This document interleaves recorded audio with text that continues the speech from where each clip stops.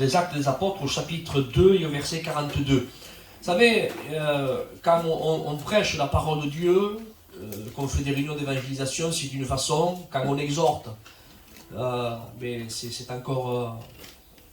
c'est pas pareil encore que de l'évangélisation. Disons que la réunion ne se déroule pas pareil, on va dire ça comme ça. Et à travers ces quelques notes que j'ai fait là, comme une petite étude, je préférais, mais ça va se dérouler bien sûr, c'est toujours la parole de Dieu, avec le même esprit, la même parole, mais bien sûr la réunion va se dérouler, vous comprenez bien, d'une autre façon que si ça serait une réunion d'évangélisation. Alors, bien sûr, je m'adresse, je dis bien que je crois que je m'adresse cet après-midi à tous ceux et celles, bien sûr, qui ont rencontré le Seigneur, parce que, bien sûr, ce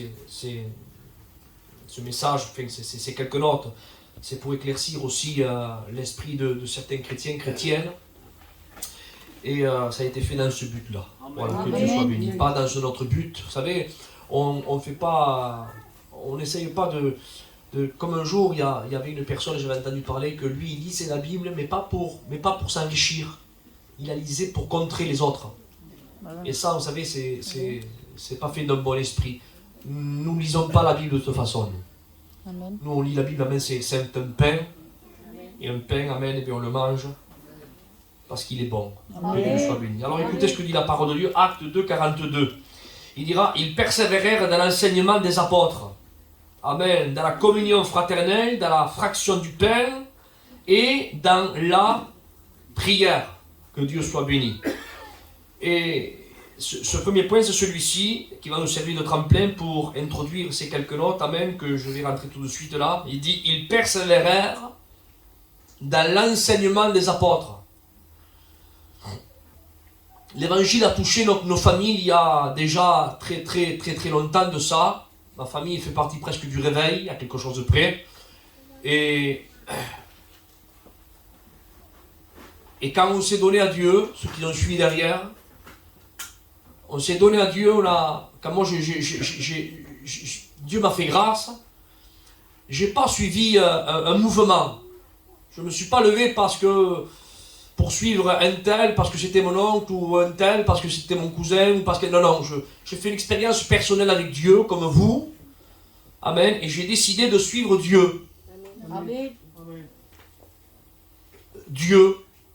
Suivre la parole de Dieu. Amen. Et si la parole de Dieu me dit oui, je dis oui. Amen. Et si la parole de Dieu me dit non, je dis non. Au mois de février, si tu permets, je vais faire 43 ans, le 26 février, entre parenthèses, si vous voulez m'envoyer un cadeau. À 20 ans, je prêchais la parole de Dieu, donc ça fait bientôt 23 ans. Et même que je ne suis pas un ancien, que je suis jeune, mon but, et quand je me mets moi, parce que c'est moi qui prêche cet après-midi, mais si je laisserais parler l'ancien de la barre, où tous les frères diraient pareil que moi, ça a été de plaire à Dieu. Amen. De plaire à personne d'autre. Si c'est possible, on plaît, est-ce que vous comprenez? On n'est pas là pour faire la gueule aux autres. Mais on est là même pour plaire à Dieu. Amen. Si Dieu dit oui, je dis oui. Si Dieu dit non, je dis non.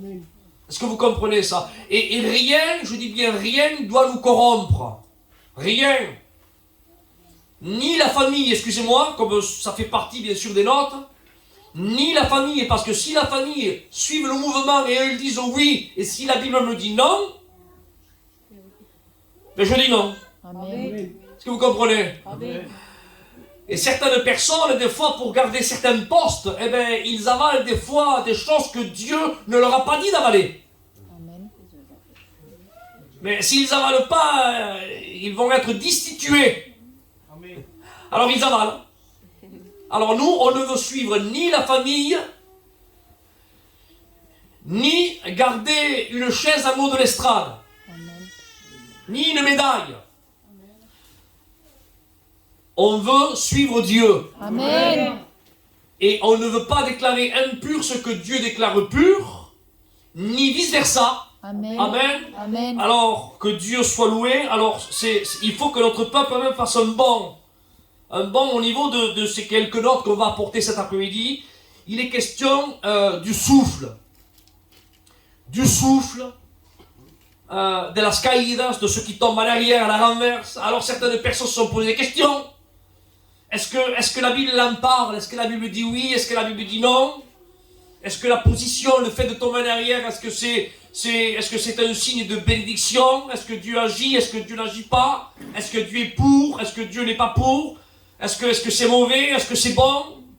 Alors, certaines personnes, bien sûr, par rapport à un manque de connaissances, donc, alors, ils suivent le rythme.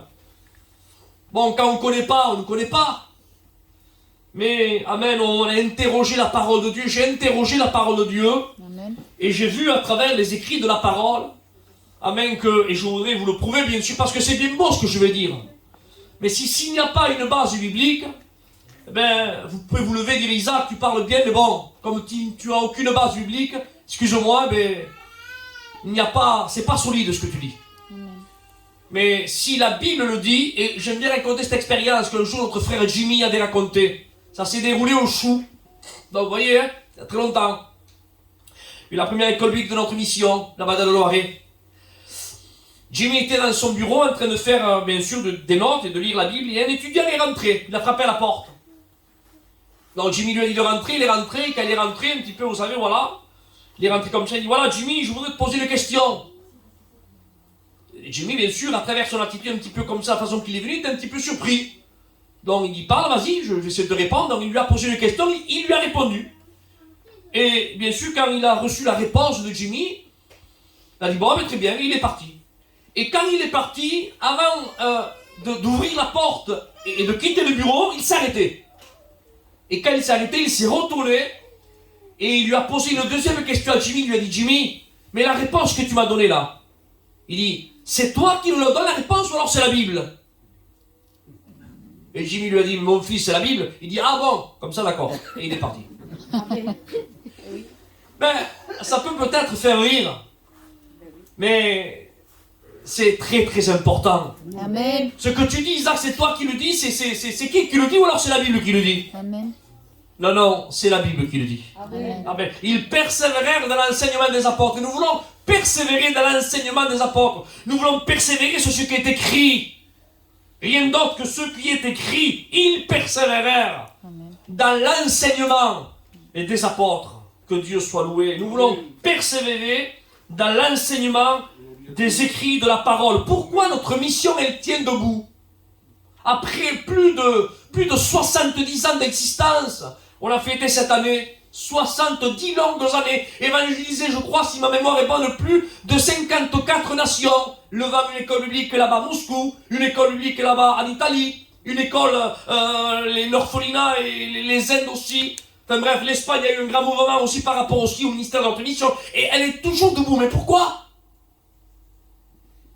Ben, parce que, ni plus ni moins, ils persévérèrent dans l'enseignement des apôtres. Amen. Et quand on persévère dans l'enseignement des apôtres, ça tient. Amen. C'est solide.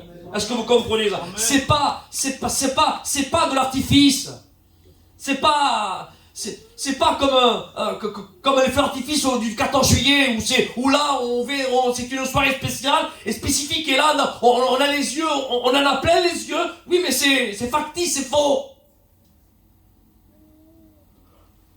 Mais notre mission n'est pas basée sur un feu d'artifice. Amen. Elle est basée sur la parole de Dieu. Amen. Ils persévérèrent dans l'enseignement des apôtres. Et nous voulons continuer, nous, Amen. À persévérer dans l'enseignement des apôtres. Alors, regardez ces quelques notes, s'il vous plaît. Il faut que vous me donniez un bon... Quelle heure est-ce? 5 heures, peut-être 20 minutes, c'est bon, hein? Je ne crois pas que je vous traite très longtemps. Et j'ai marqué ceci, je me suis levé un matin. Et un matin, j'étais chez moi, et voilà comment ces notes sont nées. Je lisais la parole de Dieu. Et tout à coup, parce qu'il y a eu des frères qui me posaient des questions, des sorts, c'était bon, pas bon. Comme ça, il y a quelques années de ça. Et en me levant un matin, je me suis placé devant Dieu, j'ai lu ma Bible, et j'ai pris un stylo, et bien sûr, et un papier, je commençais à écrire, et je suis resté toute la journée, je crois que je vais rester toute la journée, et j'avais fait ces quelques notes-là, que j'avais mis dans un coin, j'avais partagé avec des frères, et voyez-vous, il n'y a rien qui se fait au hasard.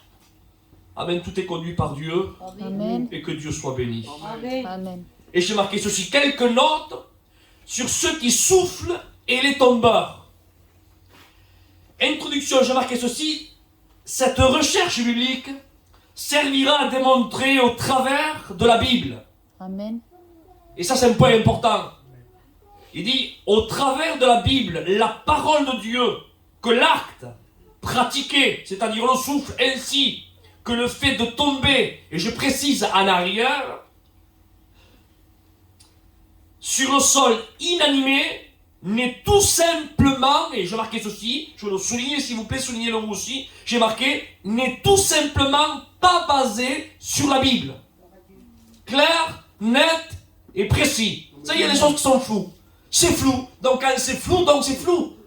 Mais quand c'est clair, net et précis, il n'y a plus de pourquoi et comment. C'est comme ça, et il n'y a plus à répliquer. C'est comme ça, c'est clair. Regardons ensemble. Qui a soufflé dans la Bible? Parce que le souffle, il existe. On ne peut pas nier que le souffle n'existe pas. Mais il y a des personnes qui entendent le sens des Écritures. Ils entendent le sens. Donc, le souffle existe, Isaac? Oui, il existe. Le souffle a été pratiqué dans la Bible. Oui, il a été pratiqué. Maintenant, on va voir par qui? Amen. Voilà. Amen. Le problème, il est là. Est-ce que vous comprenez ça? J'ai marqué ceci. Alors, je vous donne bien sûr des références bibliques parce que sinon je descends. Et vous avez raison de ne pas m'écouter. Genèse 2:7. Il dit, l'Éternel Dieu forma l'homme de la poussière de la terre. C'est lui qui le forma. L'homme de la poussière de la terre et il... Et retenez s'il vous plaît ce mot-là. C'est pas grand-chose, il. Mais je vais y venir. Il souffla dans ses narines un souffle de vie et l'homme devient une âme vivante. J'ai marqué ceci, note. Et retenez ceci là. Il souffla. C'est-à-dire avec celui qui a soufflé, ce n'est pas les anges, ce n'est pas les archanges chérubins, non. C'est Dieu lui-même. Amen. Il souffla. Ézéchiel, encore dans la parole de Dieu, amen. Le prophète Ézéchiel au chapitre 37, la vallée des ossements, vous connaissez ce chapitre-là. Il nous parle de la vision de la vallée des ossements desséchés. Certes, c'est vrai. C'est vrai que c'est quand ça concerne le rétablissement d'Israël. C'est une prophétie, c'est vrai. Mais retenez s'il vous plaît ces quelques notes là que je voudrais retirer concernant cette prophétie. Il dit, mais lisons au verset 9. Il me dit, prophétise et parle à l'esprit. Je prophétise, fils de l'homme, et dis à l'esprit, ainsi parle le Seigneur l'Éternel. Esprit vient des 4 vents et souffle sur ces morts et qu'ils revivent. Et là, il y a un point important. Regardez comme il n'y a pas d'ambiguïté dans... Dieu est clair quand il parle. Il ne laisse pas les choses floues, c'est clair, c'est transparent. Il le mit là, le prophète, et il dit, prophétise et dit à l'esprit des 4 vents de souffler. Croyez-vous que si Dieu aurait voulu que l'homme souffle, croyez-vous que Dieu ne lui aurait pas dit à un prophète Ézéchiel, souffle-toi? Non? Non? Il aurait dit, Ézéchiel, souffle. Non, il n'a pas dit à Ézéchiel de souffler. C'est écrit comme ça dans la parole de Dieu. Il dit à l'esprit des 4 vents de souffler sur ces morts et qu'ils revivent. Et j'ai marqué encore ceci, retenez, ici il est question du Saint-Esprit.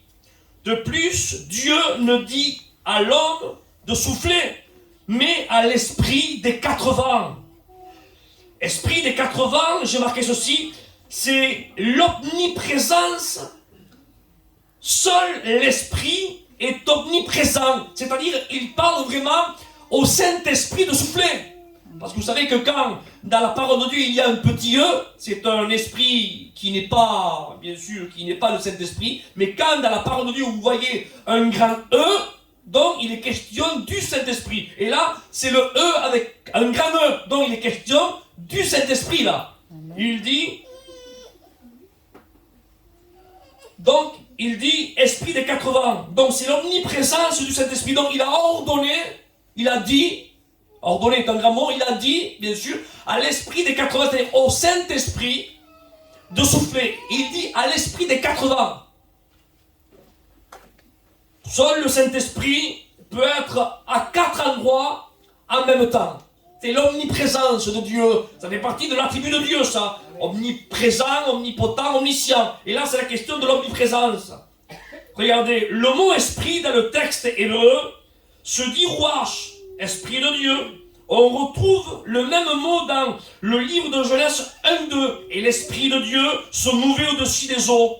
Nous retrouvons le même mot dans Genèse 6-3. Alors l'Éternel dit, mon esprit, amen. Il est question du ruach. Donc c'est quand Ézéchiel a dit à l'esprit des 80 de souffler, c'est le même esprit, amen, qui se mouvait au-dessus des eaux. Il est question du Saint-Esprit. J'ai marqué ceci. Nous attestons donc que celui qui a soufflé dans le livre du prophète Ézéchiel 37-9 est vraiment, il n'y a pas de doute, hein, c'est vraiment le Saint-Esprit, c'est-à-dire Dieu. Amen. Amen. Je continue. Alors le premier qui a soufflé, c'est Dieu le Père. Dans Genèse 2:7, il souffla. Donc qui a soufflé dans la Bible? Dieu le Père. Amen. Numéro 2, qui a soufflé dans la parole de Dieu? Ézéchiel 37:9, l'Esprit des 80, le Saint-Esprit qui est Dieu. Et troisième point, nous lisons dans Jean chapitre 20, verset 22, après ces paroles, Jésus, il est question du Fils, là, de Jésus. Il dit, il souffla sur eux, et il leur dit, recevez le Saint-Esprit. Notez, j'ai marqué, il souffla, c'est-à-dire Jésus. Alors, je vous ai dit tout à l'heure de faire attention à ce mot il. Vous savez que la conjugaison hébreu, ici, nous, notre conjugaison, quand on parle en français, on commence comme ça. Je, tu, il. Mais là-bas, en Israël, la conjugaison ne commence pas par le je, comme nous en France. En France, nous, ça commence comme ça. Je, tu, il. Et dans le plan spirituel, dans le langage, bien sûr, de l'esprit hébraïque, le je, c'est moi. Le tu, c'est le prochain. Et le il, c'est Dieu. Donc la conjugaison française, c'est comme ça. Ça commence comme ça. Je, tu, il. Par contre, là-bas, la conjugaison hébraïque, elle commence à l'envers. Elle commence il, tu, Dieu. Parce que le premier dans l'esprit des Hébreux qui doivent servir, c'est le il, c'est-à-dire Dieu. Amen. Le tu, c'est le prochain. Et le je, il est en dernier. C'est pour cela que je vous ai dit, faites attention à ce mot, il souffla. Il souffle. Le il, c'est Dieu. Donc c'est lui qui a soufflé. Amen. C'est pas le tu ni le je qui a soufflé, c'est le il. Amen. Alors je récapitule, bien sûr, pour vous mettre une autre fois bien dans le fil. Les seuls qui ont soufflé dans la Bible, c'est Genèse 2:7, Dieu le Père. Ézéchiel 37:9, Dieu l'Esprit. Et Jean 20:22, Dieu, amen, le Fils. Dans la Bible, les seuls qui ont pratiqué le souffle sont le Père, le Fils et le Saint-Esprit, c'est-à-dire Dieu. Amen. Voilà le langage de la parole. Amen. Alors on ne peut pas dire que le souffle n'existe pas, il y a le souffle. Mais qui a soufflé? Dieu. Amen. Ça c'est un langage biblique. Amen. Amen. Alors je continue. Note par rapport au tombeur, parce que il y a... Je vais y revenir. Donc, ceux qui ont soufflé, récapitulons, c'est le Père, le Fils et le Saint-Esprit. Maintenant, faisons note par rapport au souffleur. Est-ce que le souffle de Dieu, j'ai marqué ceci, ne fait pas tomber? Donc, le seul qui a soufflé, c'est Dieu le Père, Dieu le Fils et Dieu le Saint-Esprit. Et malgré que ce soit seulement que eux qui ont soufflé, à travers leur souffle, le souffle de Dieu, le Père, le souffle de Dieu, le Fils, et le souffle de Dieu, l'Esprit Saint, le souffle-là n'a jamais fait tomber qui que ce soit. Amen. Et pourtant, c'est Dieu lui-même qui a soufflé. Amen. Vous le trouvez dans la parole. J'ai marqué ceci, regardez, lisons ensemble, récapitulons, Genèse 2:7. Adam a été à terre. Il souffla, et le souffle de Dieu lui donna la vie. Et quoi? Qu'est-ce qui s'est passé? Il s'est tenu sur ses pieds. C'est-à-dire avec qui il était par terre. Et Dieu le Père souffle. Alors tombez pas, hein? Et le fait que Dieu le Père a soufflé, Adam est devenu une âme vivante, amen. Et Adam s'est tenu ferme, il était à terre, allongé, et parce que le souffle de Dieu est rentré à lui, il est devenu une âme vivante, Adam s'est tenu, comment? Debout. Sur ses pieds. Amen. Que Dieu soit loué. Amen. Regardez comment c'est clair la parole de Dieu. Continuons. Amen. Ézéchiel, je vous ai parlé de la vallée des ossements, Ézéchiel 37, 9. La vallée des ossements desséchés. Le prophète dit à l'esprit des 4 vents de souffler sur ces eaux. C'était des eaux d'éparpillés secs. Ézéchiel parle, il prophétise, il dit à l'esprit des 4 vents, c'est-à-dire le Saint-Esprit vient et il souffle. Amen. Le Saint-Esprit souffle sur les eaux. Résultat, écoutez, tous les ossements ont repris vie. Et retenez, s'il vous plaît, lisez-le dans votre Bible, soulignez-le. Verset 10, je prophétisais conformément à l'ordre qu'il m'avait donné. Alors l'Esprit entra en eux et ils reprirent vie. Puis ils se sont tenus, comment il dit, sur leurs pieds. Amen. C'est clair, net et précis. Adam, amen, il était par terre. Le souffle de Dieu le ravivant, il se tient comment? Sur ses pieds. Le Saint-Esprit, amen, souffle. La vallée des ossements desséchés. Comment? Les eaux étaient déparpillées. Le souffle, amen, ne déparpille pas, bien le contraire. Le souffle les a, amen, réunis. Et ils se sont tenus, comment? Sur leurs pieds. Remarque ici, j'ai marqué ceci, question du Saint-Esprit. Il souffla sur eux et ils se sont relevés. Ils sautèrent sur leurs pieds par le souffle du Saint-Esprit. Alors, Dieu le Père souffle.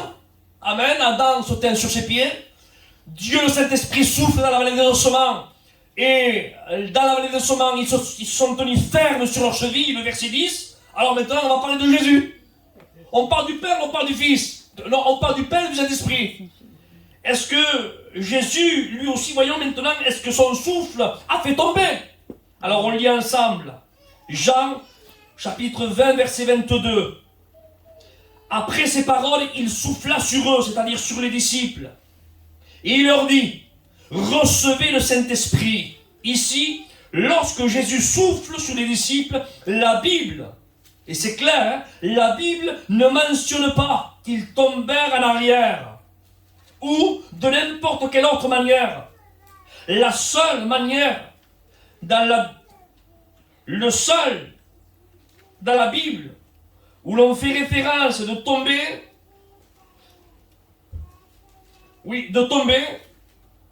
dans un point positif, c'est quand on se prosterne face contre terre. Là, oui, c'est pas pareil. Mais quand Jésus, il a soufflé sur les disciples, ils n'ont pas tombé de n'importe quelle manière. Il n'y en a rien, il y en a avant. Alors tu me diras, Isaac, alors pourquoi Jésus a soufflé? Parce qu'on comprend quand le Père, bien sûr, il souffle. Là, et qu'Adam devint une âme vivante à travers ce souffle, il s'est tenu ferme sur ses pieds. Et la vallée des ossements, quand le Saint-Esprit a soufflé, et que la vallée des ossements se sont tenus fermes aussi sur leurs chevilles, et là Jésus souffle, il ne tombe ni en arrière ni en avant. Alors pourquoi il a soufflé? Alors, lisons la parole de Dieu, c'est elle qui va nous répondre. Jésus, il faut comprendre la parole de Dieu, Jésus n'aime pas, je dis, c'est ce que j'ai marqué, Jésus n'aime pas ceux qui restent allongés par terre. Il n'aime pas ça. Pourquoi je dis qu'il n'aime pas? Vous comprendrez bien que je ne parle pas de l'âme. Jésus aime l'âme, au point qu'il a donné sa vie. Mais de la position qui est l'image de la défaite, du négatif. Regardez, je vous montre quelques exemples bibliques comme quoi Jésus n'aime pas les personnes qui restent allongées par terre. Luc, chapitre 8, verset 41. Voici arriva un homme du nom de Jairus. Il était chef de la synagogue, il se jeta à ses pieds et il le supplia d'entrer dans sa maison parce qu'il avait une fille unique de 12 ans qui était mourante. Pendant que Jésus y s'y rendait, verset 51, lorsqu'il fut arrivé à la maison, il ne laissa personne entrer avec lui, sauf Pierre, Jean et Jacques, ainsi que le père et la mère de l'enfant. Tous pleurèrent et se lamentaient sur elle. Alors Jésus dit, ne pleurez pas, car elle n'est pas morte, mais elle dort. Il se moquait de lui, sachant qu'elle était morte. Mais il a fait tout sortir, prit la jeune fille, qui était allongée bien sûr, parce que normalement elle était morte. Mais Jésus, elle n'était pas morte pour Jésus, est-ce que vous comprenez? Parce que lui, il est la vie, il est la résurrection et la vie. Donc Jésus dit, elle n'est pas morte, mais elle dort. Donc elle était allongée, cette fille-là. Il prit la jeune fille par la main, et il dit d'une voix forte, mon enfant, lève-toi. Voyez-vous, c'est des détails dans la parole. Mais vous remarquerez avec que Dieu, Jésus n'aime pas quand les personnes restent allongées par terre. Au contraire, quand ils sont allongés par terre, Jésus les prend par la main. Il leur dit, jeune fille, lève-toi, et son esprit revient à elle, et elle se leva immédiatement, et Jésus ordonna de lui donner à manger. Amen. Vous remarquerez, je suis obligé de dire encore ceci, vous remarquerez que le toucher, parce que ça existe, bibliquement parlant, que le toucher ou les paroles de Jésus, soit le toucher, soit les paroles de Jésus, amen, sont toujours pour redresser, comme la belle-mère de Pierre, ou pour, quand il lui dit lève-toi, pour la jeune fille de Jairus, regardez là, la belle-mère de Pierre, elle était aussi allongée, tenue par la fièvre. Jésus, amen, l'a guérie, et la Bible, qu'est-ce qu'elle dit la parole de Dieu? Elle se leva, pour quoi faire? Pour les servir. Amen. Voyez-vous, la bénédiction de Jésus, quand la parole de Jésus, ou le toucher de Jésus, amen, c'est toujours pour redresser, pour relever, Amen. jamais pour rester à terre. C'est verdad. La vie. Amen. On continue. Versets 15 et 16 du chapitre 26 des Actes des Apôtres. Je répondis, les questions de Saul, de Tarse, qui est devenu l'apôtre Paul. Qui es-tu, Seigneur? Et le Seigneur me dit, je suis Jésus, celui que tu persécutes. Verset 16. Mais Jésus lui répondit, il dit, mais lève-toi. Alléluia. Il dit, mais lève-toi, tiens-toi debout, car je suis apparu pour te faire de toi le serviteur et le témoin de ce que tu as vu et de ce que je te montrerai. Version Martin. Mais lève-toi et tiens-toi sur tes pieds. Amen. Là, c'est encore plus clair. La version Somme dit lève-toi, mets-toi debout. Version Martin, lève-toi et tiens-toi sur tes pieds. Mais sincèrement, de verdad, je n'arrive pas à comprendre comment il y a des personnes qui arrivent à tordre le sens de l'écriture. C'est complètement l'opposé. C'est verdad, Jésus. On peut tirer à côté, à quelque chose près, mais si le chemin il est là et je vais complètement en arrière, je comprends pas. Non, mais de verdad lo digo, c'est complètement l'opposé de la parole. Alors je continue. Alors j'ai marqué ceci. Remarque de votre frère Isaac. Voyez-vous mes frères, Jésus notre Seigneur n'aime pas, et j'ai marqué comme ça, n'aime pas ceux qui restent à terre. Il veut que l'on reste debout. Amen. Amen. Alléluia, que Dieu soit béni. Alors, on reprend notre foi. Parce qu'il faut donner l'explication de Jean 20, 22. Jésus a soufflé, Isaac, mais les disciples n'ont pas tombé. Il n'y avait rien ni avant, ni en avant. Alors, tu ne vas pas donner l'explication là. J'y reviens, ne vous inquiétez pas. Ne perdez pas le fil. Il faut que tout soit clair. Amen. Alors, Jésus souffla sur les disciples. Pourquoi faire? Il a soufflé pour eux. Sur eux. Tout simplement pour leur ouvrir l'intelligence. Rien d'autre. Parce qu'ils n'ont pas soufflé, ils n'ont pas tombé ni à l'avant ni à l'arrière. C'était seulement pour leur ouvrir l'intelligence. Lisons la parole. Matthieu, chapitre 15, versets 15 à 16.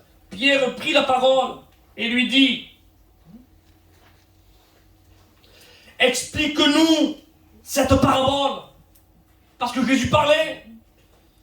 Et il parlait souvent des fois en parabole. Et Pierre, il prend la parole, Pierre, il dit, mais explique-nous cette parabole, explique-nous. Et Jésus, au verset 16, répond. Jésus dit, vous aussi. Regardez la réponse de Jésus dit, vous aussi, vous êtes encore sans intelligence.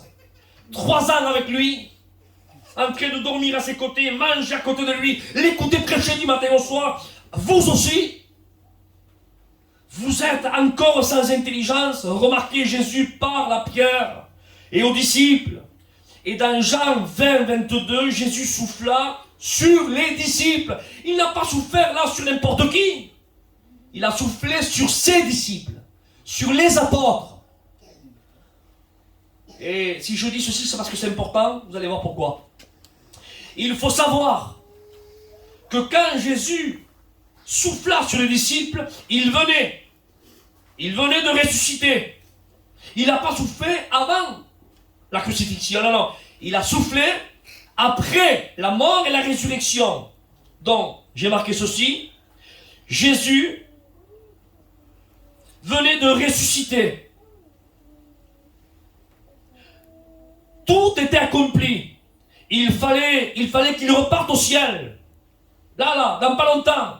Alors avant de partir, Jésus, amen, souffla sur les disciples pour leur ouvrir l'intelligence, pour qu'ils comprennent tout ce qu'ils devaient comprendre afin de pouvoir, amen, continuer dans le plan de Dieu. N'oublions pas qu'ils furent choisis par Jésus et qu'ils sont les apôtres de l'agneau et ils sont les seuls dans toute la Bible à avoir ce privilège.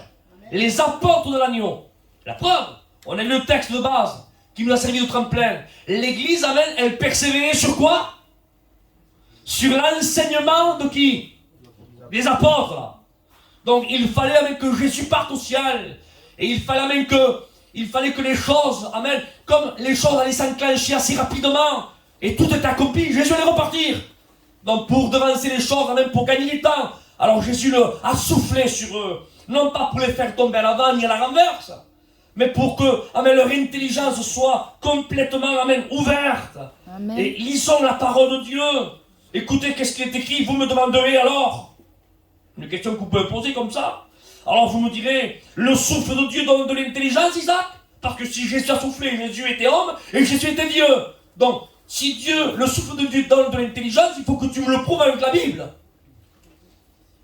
Alors lisons la parole de Dieu, interrogeons Job, au chapitre 32, verset 8. C'est Job qui parle, la parole de Dieu. Hein. Il dit, mais en réalité, Job parle, il dit, mais en réalité, dans l'homme, c'est l'esprit, le souffle du Tout-Puissant qui me donne à comprendre. Amen. C'est clair, mes frères. Amen. Tu ne peux pas être plus clair que ça. Amen. Lisons la version Martin. Amen. Job 32, 8. L'esprit est bien dans l'homme, mais c'est l'inspiration du Tout-Puissant. L'inspiration du Tout-Puissant, amen, qui rend de l'intelligence. Que Dieu soit béni. Oui, Jésus a soufflé pour leur donner de l'intelligence. Et pas pour leur faire tomber ni en arrière ni en avant. Amen. Alléluia. Que Dieu soit béni, à lui soit la gloire. Alléluia. Alors j'ai marqué ceci, récapitulons. La Bible nous démontre. Là je vais par mon nom, hein. Excusez-moi, j'honore mes anciens. Merci Seigneur pour mes anciens. De verdad. Pour les pères de notre mission. Mais ces notes là. Et nos réunions ne sont pas basées si on donne des témoignages, on donne le parole de nos anciens. Mais les prédications, on ne prêche pas sur le nom d'un tel ou un tel. Sinon, ça ne vaut rien, pardon mes frères. C'est ce que je suis en train de vous dire, là où quand les frères prêchent, on dit ce que la Bible dit. C'est ça, sinon, il ne faut pas écouter. Amen. Est-ce que vous comprenez? Amen, amen. Alors là, je marque, récapitulons. La Bible, je ne dis pas un nom, hein. Je ne donne pas non plus une dénomination, ni Philadelphia, ni Vie Lumière. Parce que certains disent, bon, mais Vie Lumière, c'est comme ça chez vous, mais chez nous, Philadelphia, c'est comme ça. Non, non, là, je ne dis pas Philadelphia, je ne dis pas Vie Lumière, je ne dis pas les ADD, non, non, je dis la Bible. Amen. Amen. La parole de Dieu. Amen. La Bible nous démontre, c'est elle qui nous démontre. Hein. Amen. Elle nous démontre clairement que les seuls qui ont soufflé, amen, sont le Père, le Fils et le Saint-Esprit. Amen. Oui. De plus, le souffle de Dieu, j'ai marqué ceci, de plus, le souffle de Dieu, amen, ne fait pas tomber, mais bien au contraire, il relève, il restaure, comme dans Ézéchiel 37:10, les eaux reprirent vie. Amen. Amen, une reprise de vie, restaurée, j'ai marqué ceci, les eaux ont été restaurées. Que Dieu soit loué. Voyons ensemble dans la Bible. Je ne sais pas plus l'heure, il nous demande l'heure. 5h30, c'est un petit peu long, non, mes frères? Non, non, non. Je suis obligé de continuer un peu plus. Amen. Vous me donnez- Amen. vous me donnez pas- Amen. 2 minutes marseillaises. 2 heures. Que Dieu soit loué à lui sur la gloire. Amen. Alors j'ai marqué ceci, oui, récapitulons. Oui, les seuls qui ont soufflé, c'est le Père, l'Esprit. Amen. Et le Fils, le Père, le Fils et l'Esprit. Amen. C'est eux qui ont soufflé dans toute la Bible. Et en plus de ça, le souffle qui est sorti, amen, si je peux dire ça comme ça, de leur bouche, soit du Père, soit du Fils, ou soit de l'Esprit, ne font pas tomber, mais bien au contraire. Ils relèvent, amen, et s'ils sont dispersés, ils les restaurent, ils donnent la vie. Amen. Ça, c'est bibliquement parlant, je voulais prouver avec des textes de la parole. Maintenant, j'ai marqué ceci. Voyons ensemble dans la Bible comment tombe, parce que le tombage, il y est aussi dans la Bible. Comme par exemple le souffle. Le souffle, il y est dans la Bible. Mais qui a soufflé? Maintenant, est-ce que la caïda, le tombage, est-ce qu'il y est dans la Bible? Oui, il y est.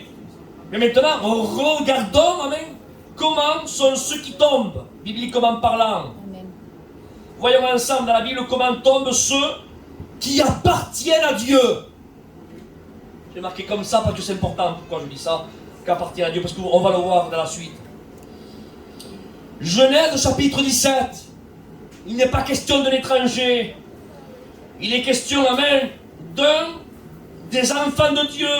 Il est question d'Abraham. Genèse 17, verset 1er. Puis Abraham, étant âgé de 99 ans, l'Éternel lui apparut et lui dit: je suis le Dieu fort ou tout-puissant, c'est-à-dire El Shaddai. Et Dieu parle à Abraham et dit: marche devant ma face et sois intègre. Et je mettrai mon alliance entre moi et toi, et je te multiplierai avec abondance. Et le texte continue en disant: et alors Abraham tomba. Il est tombé. Hein. Comment? Il dit: face contre terre. Amen. C'est précisé encore.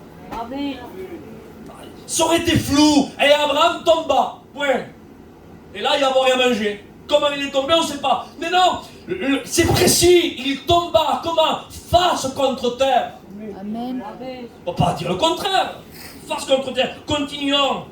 Le livre des Nombres, au chapitre 20, verset 6. Alors Moïse, là c'est plus Abraham, c'est Moïse et Aaron. Ils se retirèrent devant.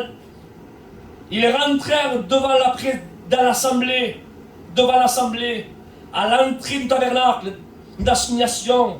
Et quand ils ont rentré dans le tabernacle d'assignation, ils tombèrent sur leur face. Encore, une fois de plus. Aaron et Moïse, ils tombèrent comment? Face contre terre, sur leur face. Continuons, je vais vous donner 2 textes, hein. Je vais vous en donner encore d'autres, vous allez voir. Josué chapitre 5, verset 14. Il dit: non, mais je suis le chef de l'armée de l'Éternel, qui suis venu maintenant. Et Josué, amen, se jeta, comment? Il se jeta sur son visage à terre. Amen. Et il se prosterna et lui dit ce que mon Seigneur dit à son serviteur. C'est-à-dire, amen, parce que Jésus descendait, on appelle ça des théophanies. C'était comme une représentation comme l'ange de l'Éternel. On appelle ça une théophanie. Donc Jésus descendait en forme. Alors on dit l'ange de l'Éternel, mais en réalité c'était Jésus. Rappelez-vous que quand Jean a voulu se prosterner devant un ange, l'ange lui dit: garde-toi de le faire. Mais là, quand Josué voit cet ange, il se prosterne la main et il lui dit: ton serviteur est là, ton serviteur. Et l'ange ne le relève pas. Donc il est question de Jésus qui est descendu, amen, avec une forme, amen, de théophanie, que Dieu soit loué. Donc je continue. Amen. Daniel chapitre 8, verset 16. J'ai entendu la voix d'un homme au milieu d'un fleuve, à Ulaï, et il criait, Gabriel, fais comprendre à celui-ci qui il a vu. Au verset 17, il est alors venu près de l'endroit où je me trouvais, terrifié, et à son approche, je suis tombé, comment il dit, le visage contre terre. Amen. Una vez más. Pas possible, Seigneur. C'est pas qu'un verset. c'est 2, c'est 3, c'est 4, c'est 5, c'est 6, c'est 7 versets. Il a fallu que je fasse une sélection parce qu'il y en a encore bien plus, mais c'est pour dire. Moi, qu'avec ça, il y en a assez. Il m'a dit, sois attentif, fils de l'homme, car la vision concerne le moment de la fin. Mais quand il a entendu ces mots, Daniel était face contre terre. Que Dieu soit loué. 1 Corinthiens, chapitre 14, versets 24 à 25. En revanche, si tous prophétisent et qu'un non-croyant ou un simple auditeur entre, il est convaincu du péché, car par tous, il est jugé par tous, verset 25, ainsi les secrets de son cœur sont dévoilés, et il tombera alors le visage contre terre pour adorer Dieu. Amen. Alors là, il est question d'un inconverti. Un inconverti là. J'ai parlé de Daniel, de Moïse, d'Aaron, d'Abraham. Mais là, il est question d'un inconverti. Je le relis, d'accord? Pas qu'elle entendait bien. 1 Corinthiens 14, 24. En revanche, si tous prophétisent, et qu'un non-croyant, c'est pas un croyant, un non-croyant, ou un simple auditeur entre, il est convaincu de péché. Il est convaincu de péché. Alléluia. Par tous. Il est jugé par tous. Verset 25. Ainsi, les secrets de son cœur sont dévoilés. Et il tombera alors le visage contre terre pour adorer Dieu en déclarant que Dieu est réellement au milieu de vous. Amen. Le visage encore contre terre. Amen. Apocalypse chapitre 1er verset 16 à 17. Il se tenait dans sa main droite 7 étoiles et de sa bouche sortait une épée aiguë à 2 tranchants et son visage était comme le soleil lorsqu'il brille dans toute sa force. Verset 17. Quand je le vis, il dit je tombais à ses pieds. Comment? Il dit comme mort. Il est tombé à ses pieds. Vous savez, quand on a une personne en face de nous, pour tomber à ses pieds, on ne peut pas tomber à la renverse. La personne est là, ses pieds sont là. Et si je tombe à la renverse, je ne peux pas tomber à ses pieds. Pour tomber à ses pieds, il faut que je tombe en avant. Amen. Il est précisé à ses pieds. Alléluia. Elle est belle, elle est claire, la parole de Dieu. Que Dieu soit béni. Amen. Remarquez, je vous ai donné quelques exemples pour que vous puissiez lire et comprendre que tous ceux qui ont fait la rencontre de Dieu et qui lui appartiennent tombent. Oui, c'est vrai qu'ils tombent. Amen. Mais pas de la manière, amen, pas tous de la même manière. Ils tombèrent, amen, face contre terre, amen, se prosternant. Ils se prosternent, amen, pardon, tous de la même manière, je ne dis pas là, face contre terre. Que Dieu soit loué. Lisons maintenant ensemble ceux qui tombent à la renverse, parce que dans la Bible aussi, il y en a. Ouais. Il y en a aussi. Alors, il y en a, le souffle de Dieu, il existe, mais c'est Dieu qui souffle. Le souffle de Dieu, il produit quelque chose, mais qu'est-ce qu'il produit? Amen. Il produit, amen, que la terre, il relève, il restaure, il donne la vie. Le tombage, il existe, mais comment? Ceux qui appartiennent à Dieu, ou ceux qui rencontrent Dieu pour se convertir, ils tombent comment? Tous, face contre terre. Et il y a aussi ceux qui tombent dans la Bible, oui, mais ceux qui sont contre Dieu. Alors c'est là aussi ils tombent, et la Bible en parle de ces gens-là, on va en parler. Alors lisons maintenant ensemble ceux qui tombent à la renverse. Prenons quelques exemples bibliques, pas des exemples que j'ai entendus, des bruits du couloir, non, non. Il faut que la Bible parle, parce que sinon il ne faut pas le dire. Amen. La Bible parle. Marc, chapitre 9, verset 20. Je donne des références, hein. C'est Marc, l'évangéliste Marc. Dès que l'enfant vit Jésus, l'esprit l'agita. Il dit, et l'esprit l'agita avec violence, et il tomba, et il se roulait par terre en écumant. Il tombe lui aussi, hein. Il n'y a pas de souci. Mais il ne tombe pas à ses pieds. Il ne tombe pas face contre terre. Il tombe en roulant, en écumant. il est marqué ceci. Ici, l'enfant ne tombe pas par sa propre volonté sur sa face. Parce que ceux qui tombent face contre terre, ils le font, amen, avec une action volontaire. Ils sont lucides. Je ne suis pas devant un étranger, je ne suis pas devant un esclave, je suis devant un Dieu qui peut me sauver, le Dieu qui a tout créé. Donc, il y a un raisonnement humain, il y a un libre arbitre, et volontairement, on décide de se jeter face contre terre. Vous comprenez ça? Mais ceux qui tombent à la renverse, ils ne décident pas eux de tomber. Amen. Parce que c'est un simple là, mais quel fou, allez disons-le, mais quel insensé voudrait tomber en arrière lui. Mais quoi? Allez, je tombe. Non, je préfère tomber en avant. Donc ça veut dire que si je tombe en arrière, ça veut dire que je n'ai pas mon raisonnement, je n'ai pas mon libre arbitre. Je ne le fais pas volontairement. Et en plus de ça, alors disons-le, tant pis, allez, alors imaginez. Parce que moi, ça m'est arrivé, comme les serviteurs de Dieu, d'aller travailler en Chine des fois et d'être seul à seul avec une personne. Et ça m'est arrivé de prier pour eux et la personne, avoir une action de Dieu. Le ciel s'ouvre et la personne là, vous voyez qu'il y a quelque chose de Dieu et elle s'accroupit. Amen. Bon, imaginez par exemple, je suis tout seul, alors je prie, je ferme les yeux parce que quand on prie, on n'ouvre pas toujours les yeux au serviteur de Dieu. Des fois, ça m'arrive souvent. Je ferme les yeux, alors on ferme les yeux, et je prie Dieu, et je prie Dieu. Et d'un coup, la personne, elle est bénie de Dieu, mais elle est tellement bénie qu'elle tombe à la renverse. Alors, s'il n'y a personne pour la retenir derrière, comment on fait? Imaginez s'il y a une pierre derrière, imaginez s'il y a une clou, imaginez. Alors, elle est bénie, mais avec un séjour à l'hôpital. Il ne passe pas que Dieu agit comme ça. Amen. Amen. Vous savez, Dieu n'agit pas comme ça. Amen. Dieu est clair, que Dieu soit loué, à lui soit la gloire. Je récapitule, amen. Jean chapitre 18, verset 6. Lorsque Jésus leur dit, c'est moi. Regardez, lorsque Jésus leur dit, c'est moi au jardin de Gethsémane. 600 hommes sont venus avec des bâtons, des lampes et des lanternes. Eux ne sont pas venus pour adorer Jésus, c'est sûr. Ils sont venus avec des lampes, des bâtons, des lanternes.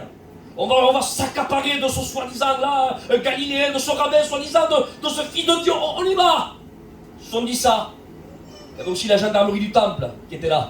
Donc ils sont 600 hommes. Et quand ils sont allés là-bas, avec des bâtons, c'est vraiment pour... ils voulaient faire du mal. Hein. Et quand Jésus leur dit, c'est moi, je vous lis le texte, amen, les soldats, ainsi que Judas. Judas, il fait partie des nombres là, qui tombèrent à la renverse. Pourquoi tu dis ça? Mais Judas était l'apôtre, oui, mais n'oubliez pas que Judas était l'apôtre, amen, mais il a tout perdu. Il a tout perdu, il avait part, dit la Bible, hein, dans l'Acte des apôtres, au même ministère que Jean et Pierre, au même. Il n'a pas su évaluer à sa juste valeur ce que Dieu voulait faire de lui, ou ce qu'il avait fait de lui plutôt. Le mal a commencé à souiller son cœur à travers l'argent, l'amour du gain, parce qu'il était trésorier, et ensuite, amen, lorsque, dans ce célèbre manger, la dernière Pâque, il ne trempe pas le pain, et la Bible, il dit, et Satan entra en Judas. Donc, il était, selon la Bible, il était possédé par Satan lui-même, selon l'expression biblique. Je ne le dis pas moi, c'est la Bible qui le dit. Il dit que Satan lui-même entra en Judas. Donc, quand Judas vient là, au jardin de Gethsémane, alors, si on continue dans la pensée biblique, donc, Judas est possédé. Donc, étant possédé, donc quand Jésus dit, lorsque Jésus leur dit, c'est moi, ils reculèrent et tombèrent par terre. Les soldats ainsi que Judas tombèrent, pas face contre terre, non. Ils tombèrent à la renverse. Et même Judas est tombé à la renverse.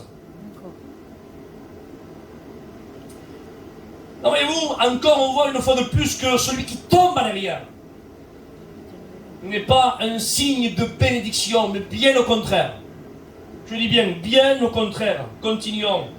Actes chapitre 5, verset 5. Quand Ananias entendit ces paroles,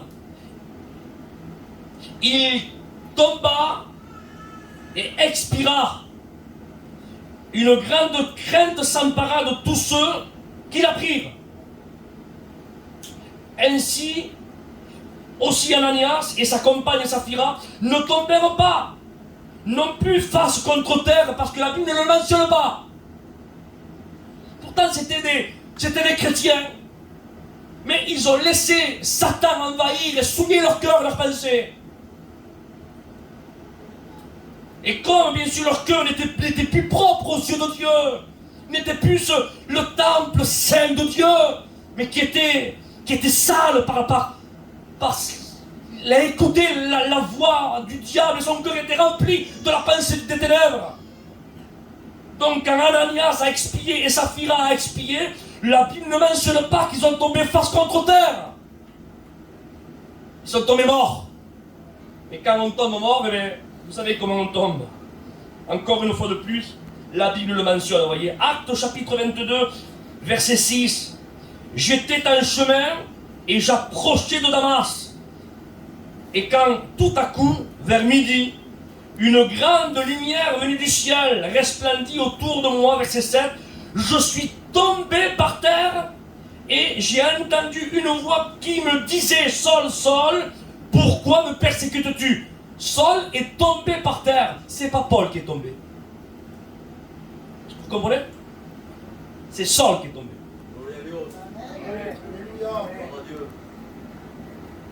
C'est pas écrit et Paul tomba. Non, non, il est écrit Saul tomba. Saul était un religieux, un homme qui n'était pas des dons et d'esprit, un persécuteur. Il est tombé.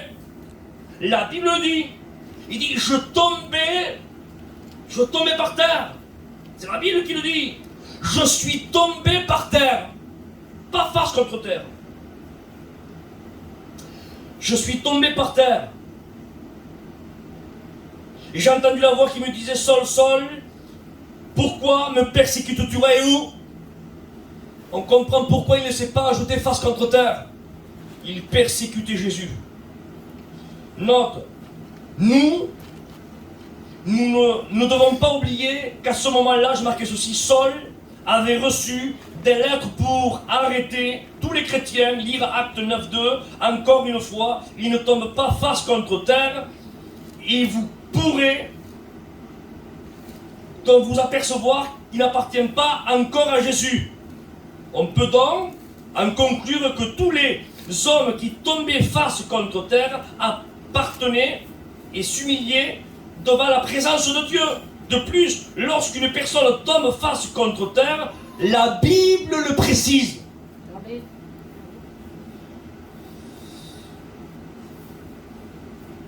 Et une fois qu'il fait la rencontre avec Dieu, je vous dis, ça c'est pas écrit. Une fois qu'il fait la rencontre avec Dieu, Saul a des documents pour persécuter les chrétiens. Il fait la rencontre avec Jésus et les deux forces négatives là, cette force qui est négative, contraire à Jésus, elle tombe par terre. Non mais quand elle tombe par terre, amen, la voix se fait entendre à Saul, Saul, Saul, pourquoi me persécutes-tu? Et là, à ce moment-là, il devient aveugle. Il y avait des écailles à ses yeux. Et le Seigneur là s'est révélé à son cœur. Et quand il se relève, quand il se révèle à son cœur, il lui dit à ce moment-là, il dit, mais que fais-tu par terre? Il dit, lève-toi. Amen. Voyez-vous, avant qu'il appartienne à Dieu, il tombe par terre. Quand il rencontre Dieu, Dieu lui dit, lève-toi. Amen. Elle est belle la parole de Dieu. Le procès masculin, oui. Gloire à Dieu. Ah, je continue plus, j'ai compris le Seigneur. Je suis presque arrivé à la fin, il me reste 2 pages. Mais vite fait. D'accord, un survol. 1 Samuel chapitre 4, verset 18. Ils avaient à peine fait mention de l'arche de Dieu lorsqu'Élie tomba, comment? À la renverse de son siège, à côté de la porte, et il se brisa la nuque et mourut. Eh bien, moi je dis ça comme ça. Si Élie aurait tombé à certaines églises d'aujourd'hui, eh bien, il vivrait encore. Eh oui, parce qu'Abriaka, il aurait eu quelqu'un pour l'autre derrière. Oui. Je n'aurais pas brisé la nuque. Voyez-vous, qu'est-ce qu'il y a, le danger qu'il y a s'il n'y a personne pour nous retenir? On va avoir la nuque solide. Que Dieu soit béni.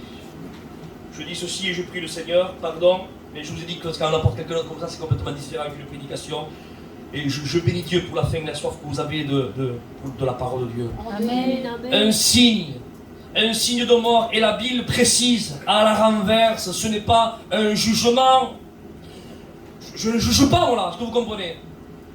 J'ai marqué, c'est juste une constatation, une observation. J'observe ce qui se passe dans la Bible. C'est pas Isaac qui dit ça oui, ça non. Que Dieu nous garde de dire ça oui, ça non.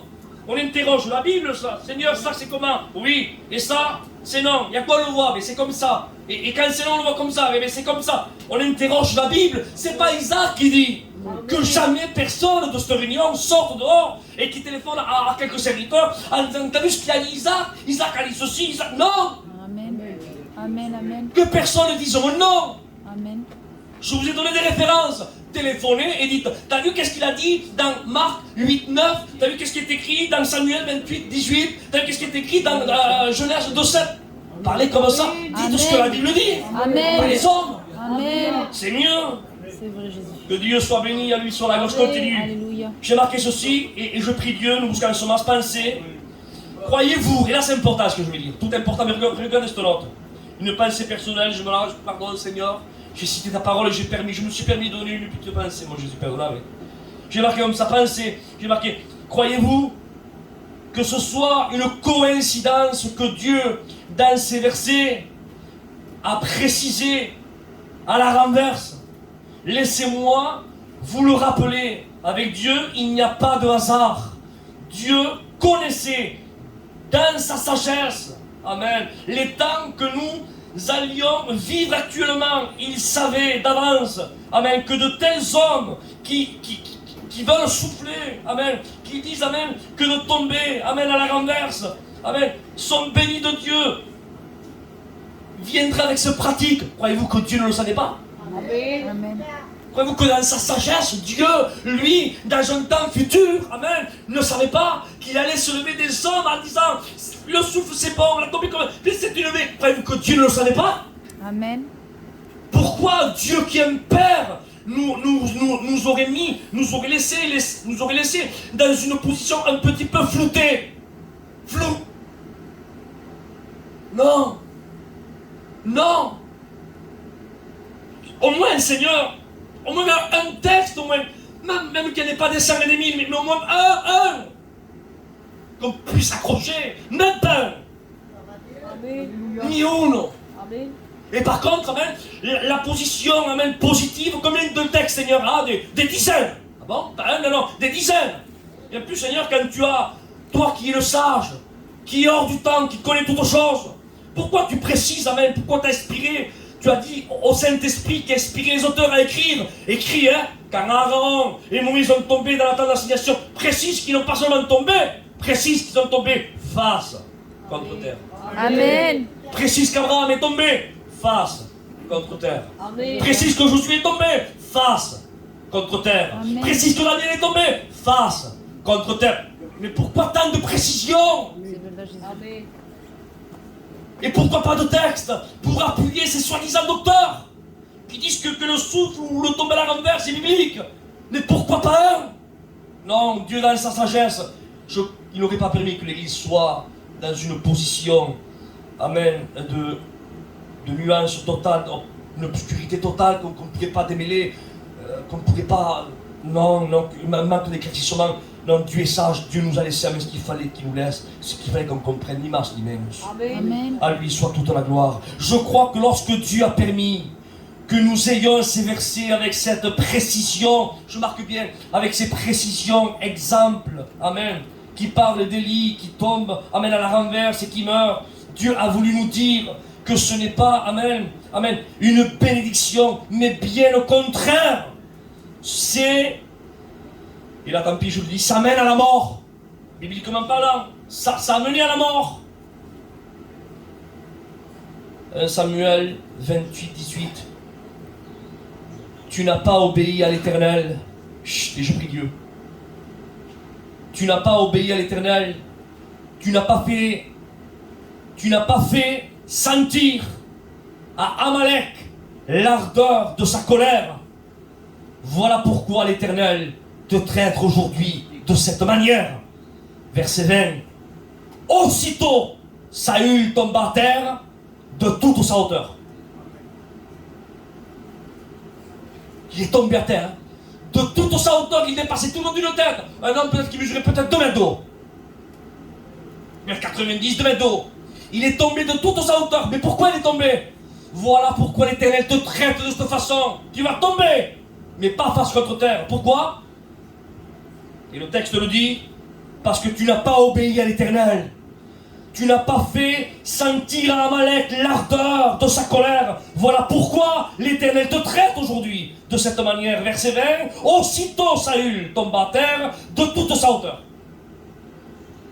Encore une autre précision que ça. Je continue, je prie Dieu. Il n'y a pas pour longtemps, 5 minutes. Remarque, encore une fois la Bible ne nous dit pas que Saül tombe face contre terre. Voilà mes bien-aimés. Mes frères, je pourrais vous donner encore beaucoup d'autres exemples bibliques, mais je crois que cette recherche sera amplement suffisante pour faire comprendre à certaines personnes que le souffle et l'acte de tomber à la renverse n'est tout simplement pas de Dieu.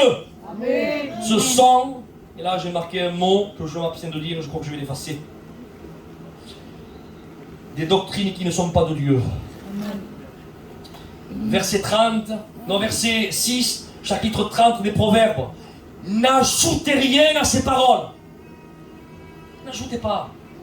Alors, je pose une question. La Bible que nous avons là entre nos mains, celle-là, elle est bonne. Je crois que c'est laquelle que tu as toi, Bruno? Scofield comme la mienne. Donc, après, il y a la Colombe, il y a la Martin, il y a beaucoup de traductions, elles sont bonnes. Mais il y a certaines Bibles que eux, c'est les catholiques qui la possèdent. Donc les catholiques, quand vous ouvrez leur Bible à eux, ils ont les mêmes livres que nous, on a, pareil. Nous, on a 66 livres et eux, et sus Biblias, tiennent 66 livres. Mais plus, ils ont plus de livres. Ils ont les livres des Maccabées, le livre de Judith, le livre des Noms, plus de livres. Donc c'est pour cela que nous ne voulons pas que nos chrétiens, amen, amen, et nous serviteurs de Dieu, notre mission, possèdent cette Bible-là. Parce que cette Bible possède d'autres livres. Des livres non inspirés qui ont été mis dans leur Bible à eux. Nous ne voulons pas ajouter des livres. C'est pour ça que cette Bible-là, pour nous, elle est pas bonne. Parce qu'il y a des livres qui ont été ajoutés. Mais permettez-moi, toutes les personnes qui ajoutent certaines pratiques que Dieu n'a dit de ne pas ajouter, si on n'accepte pas nous certaines Bibles des catholiques, parce qu'ils ont rajouté des Bibles à l'intérieur, eh bien nous ne doit pas accepter des personnes qui rajoutent certaines pratiques. Amen. Amen. C'est clair, net et précis. Pourquoi tu n'as pas l'Église catholique? Elle n'est pas bonne. Pourquoi? Parce qu'à l'intérieur, le livre des Maccabées, de Julie, d'Enoch, d'accord? Et un tel pasteur qui pratique ça, non, il a déjà rajouté, nous ne le pleurons pas. C'est un pasteur avec des pratiques catholiques. Il rajoute. Et nous ne voulons pas rajouter. Amen. Que Dieu soit béni. Par contre, entre parenthèses, la Bible des témoins de Jéhovah non plus on ne la veut pas. Alléluia. Pourquoi? Parce que la Bible des témoins de Jéhovah possède les 66 livres. Sauf que eux, au contraire, ils n'ont pas rajouté, ils ont retiré 16 versets. Et comme ils ont retiré 16 versets, on ne veut pas la Bible des témoins de Jéhovah. Eh bien écoutez, nous non plus, nous ne voulons pas certains chrétiens qui retranchent certains versets bibliques dans leur vie chrétienne. Amen. Comme je dis ça entre parenthèses parce qu'il sait qu'on travaille ensemble dans notre mission, il y a plusieurs ennemis, mais il y a seulement qu'un troupeau. Quand certains disent l'espagnol, les voyageurs et les voyageurs, il faut pas se... Non. Nous ne retirons pas ce verset, il n'y aura qu'un seul troupeau. Tu retires ce verset, tu es un témoin de Jéhovah, tu retires un verset. Amen. Tu n'es plus bon. Amen. Il faut vivre la parole de Dieu. Il ne faut ni rajouter, amen, et ni extraire. Je dis ceci, je prie Dieu. Apocalypse 22, 18. L'esprit et l'épouse disent viens. Et que celui qui entende dise viens. Et que celui qui a soif vienne. Et que celui qui veut de l'eau, amen, de la vie, prenne gratuitement. Amen, verset 18. Je le déclare à toute personne qui écoute les paroles de la prophétie de ce livre. Amen. Si quelqu'un y ajoute quelque chose, Dieu, amen, lui ajoutera les fléaux, amen, décrits dans ce livre.